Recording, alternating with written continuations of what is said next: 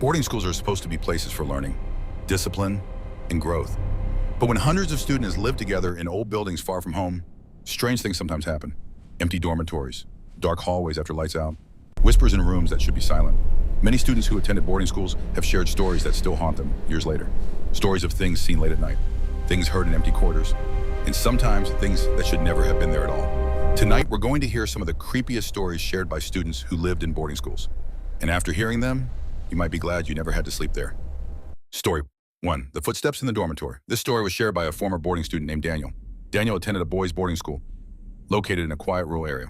The dormitory building was old, nearly 60 years old, with long hallways and rows of identical rooms. At night, the entire building became extremely quiet. Lights out was strictly enforced at 10:30 p.m. After that, no one was supposed to leave their rooms. One night around 2 a.m., Daniel suddenly woke up. At first, he didn't know why. Then he heard it. Footsteps. Slow, deliberate footsteps walking down the hallway outside his room. That wasn't unusual by itself. Sometimes teachers did patrols, but something felt wrong. The footsteps sounded barefoot, soft, dragging slightly. Daniel sat up in bed listening carefully. The footsteps stopped right outside his door. Then the doorknob slowly rattled. Daniel froze. No teacher ever checked rooms that way. After a few seconds, the footsteps continued down the hallway. Daniel waited. Then curiosity got the better of him. He quietly opened his door and looked into the hallway. It was empty. The corridor lights were on, but there was no one there. Then he noticed something strange. Wet footprints on the floor. Bare footprints, walking slowly down the hallway. The strange thing was, they suddenly stopped halfway down the corridor, as if whoever made them had simply vanished. The next day, Daniel mentioned it to an older student. The older boy became quiet. Then he told Daniel something unsettling. Years earlier, a student had died in the dormitory showers, and some students claimed that late at night, they still heard barefoot footsteps walking the halls. Story 2.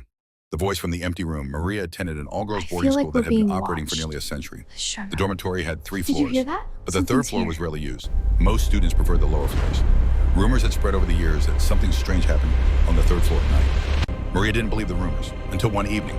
It was during exam week. Maria and 2 friends decided to study late in the dormitory common room. Around midnight, they finally finished. As they walked back toward their rooms, Maria heard something, a voice, very faint, coming from upstairs. At first, she assumed another student was still awake, but when she mentioned it to her friends, they stopped walking. They had heard it too. The voice sounded like someone whispering, calling softly. Curious, the 3 girls slowly climbed the stairs to the 3rd floor. The hallway upstairs was dark. Only a single dim light was on, and most of the rooms were locked.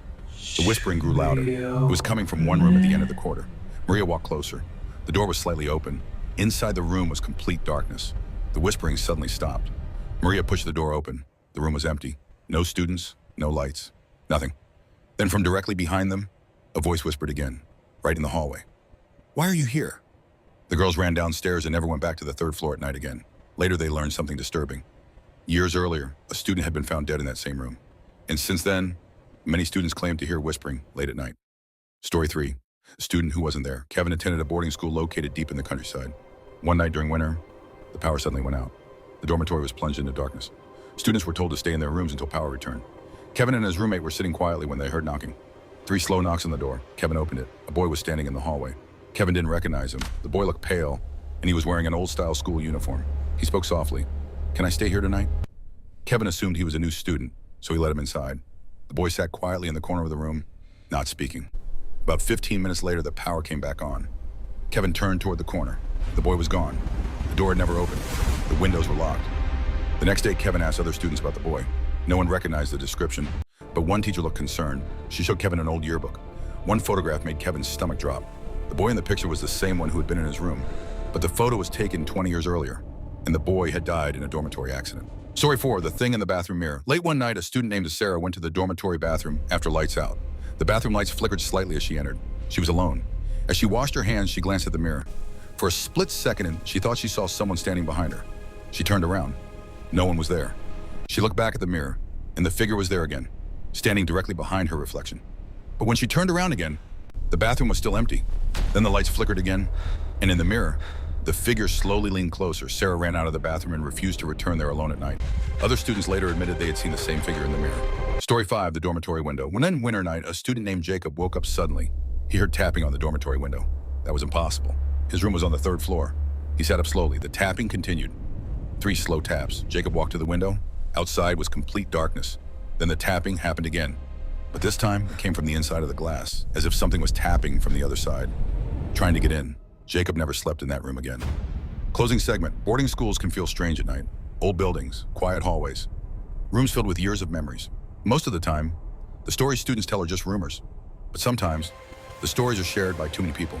Students who saw the same things, heard the same voices, or experienced something they still can't explain.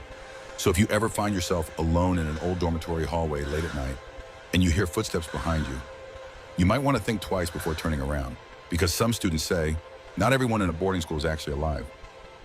More videos, subscribe, hit the like button and share.